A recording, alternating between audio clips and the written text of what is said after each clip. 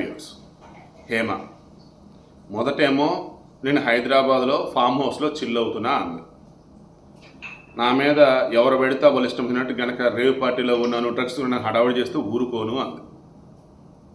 ఆ తర్వాత నేను బిర్యానీ వండుతున్నాను, హైదరాబాద్లో ఉన్నాను అంది.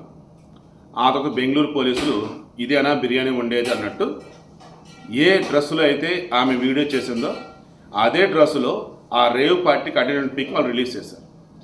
ఆ తర్వాత వాళ్ళు కృష్ణవేణి అనే ఒక పర్సన్కి ఆల్రెడీ నోటీసులు ఇచ్చినట్టు. వాసవి ఆన్లైన్ సర్వీసెస్ మా వద్ద పాస్పోర్ట్ వీసా సర్వీసెస్ కలవు. వీసాలో 99% అప్రూవల్ సక్సెస్ రేట్ ఉంది. Please contact 8019482544. అండ్ అదే కృష్ణవేణికి సంబంధించి ఆల్రెడీ డ్రగ్ టెస్ట్ చేసినట్టు, ఆ డ్రగ్ టెస్ట్లో పాజిటివ్ వచ్చినట్టు ఇవన్నీ కూడా మెన్షన్ చేయడం జరిగింది వాళ్ళు. ఆ తర్వాత ఆ కృష్ణవేణి మరెవరో కాదు హేమ అని, హేమ ఒరిజినల్ పేరు కృష్ణవేణి అని చెప్పి అవి కూడా పోలీసులో చెప్పడం జరిగింది.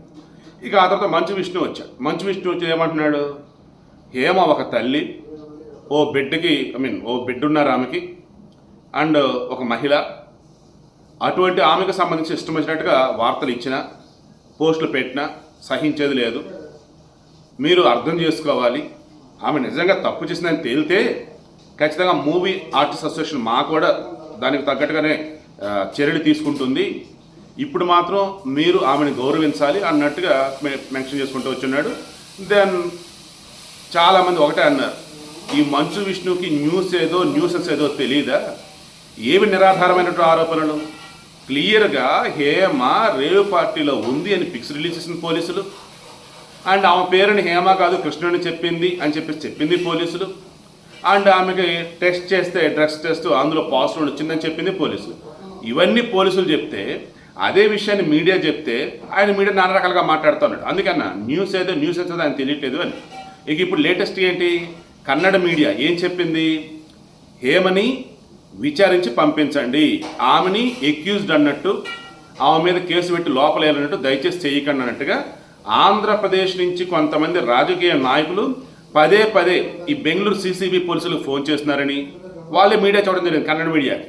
సో ఎప్పుడైతే కన్నడ మీడియాలో ఇది వచ్చిందో ఇమ్మీడియట్గా వాళ్ళు హేమని కాపాడుతున్నారా లేదంటే కాపాడదామని చెప్పేసి తెలియకుండా నిరికిస్తున్నారన్న ఫీలింగ్ నాకు వచ్చింది.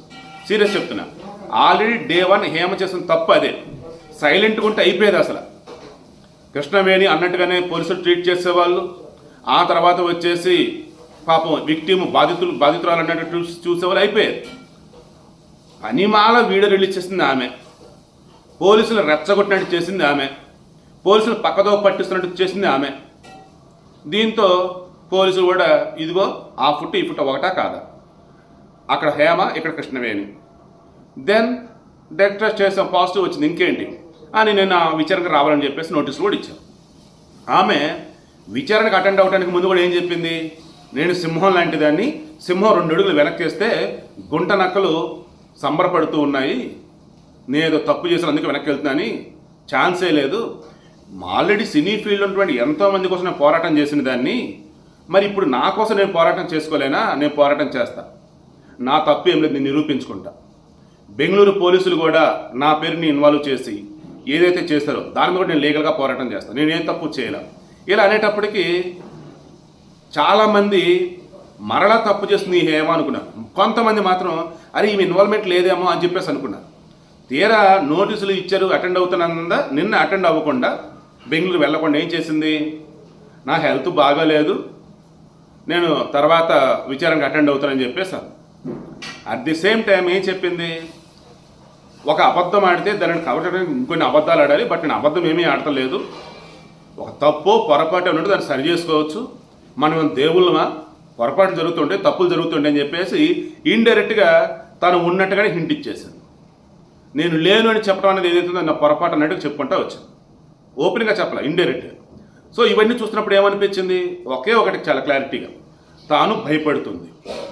అయితే ఇక్కడ ఈ భయానికి మెయిన్ రీజన్ ఏంటి, పోలీసుల్ని పక్కదో పట్టించడం, మీడియాని తప్పుదో పట్టించడం, అండ్ ఓ రకంగా నేను లేను నా పేరు ఇన్వాల్వ్ చేశారు అది ఇదని చెప్తున్నప్పుడు ఏముంది, ఆ వీడియో రిలీజ్ చేయడం వల్ల ఏముంది అన్నప్పుడు చీటింగ్ కేసు కూడా పెట్టే అవకాశం ఉండొచ్చు.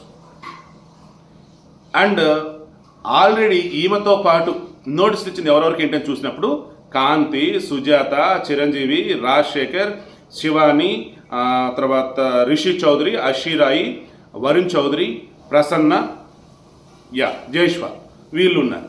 మొత్తం 9 మంది. సో వీరిలో మరి ఎంతమంది అటెండ్ అయ్యారంటే తెలియదు. ఇవి మాత్రం అటెండ్ అవ్వాలి.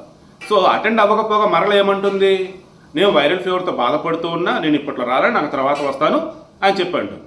సరే, ఫైనల్గా కన్క్లూజన్ వచ్చేసి ఏంటయ్యా అంటే, ఈ విషయంలో ఎప్పటికైనా సరే హేమ తరఫున వకాల్తా పుచ్చుకునే వాళ్ళు కానీ, హేమను ఏమి చేయొద్దంటూ బెంగళూరు పోలీసులు ఫోన్ చేసే వాళ్ళు ఎవరైనా ఉంటే సైలెంట్ అవటం అత్యుత్తమం. అండ్ హేమ కూడా జరిగింది ఏంటి అన్నది చక్కగా బెంగళూరు వెళ్ళి అక్కడ ఉన్న వాళ్ళకి పోలీసులకు మొత్తం ఎక్స్ప్లెయిన్ చేయగలిగితే, తాను ఎందుకు ఒకవేళ వీడియో రిలీజ్ చేసినప్పుడు నిజంగానే అబద్ధాలైనా లేదా పొరపాటైనా భయపడుతూ ఉన్నా, ఆమె వయసు 56 సంవత్సరాలు కాబట్టి, ఇండస్ట్రీలో 475 సినిమాలు తీసింది కాబట్టి, తనకంటూ పెళ్ళిడికి వచ్చిన కూతురు ఉంది కాబట్టి, తనకంటూ ఫ్యామిలీ లైక్ ఒక కన్విన్స్ చేసే విధానం అన్నది పెద్దరికంతో కూడి కనుక ఉన్నట్టయితే పోలీసులు కూడా సర్లే అని చెప్పేసి వదిలేసే ఛాన్స్ ఉండొచ్చు. అలా కాకుండా నేను సింహాన్ని, నేను ఏ తప్పు చేయలే, నేను ఏ అబద్ధం ఆడను, నేను లీగల్గా ఫైట్ చేస్తా, పోరాటం చేస్తా అని ఉంటూ కనుక స్టిల్ అలాగే కనుక ఉంటే ఇబ్బంది ఎదుర్కొనే ఛాన్స్ అయితే ఉండొచ్చు.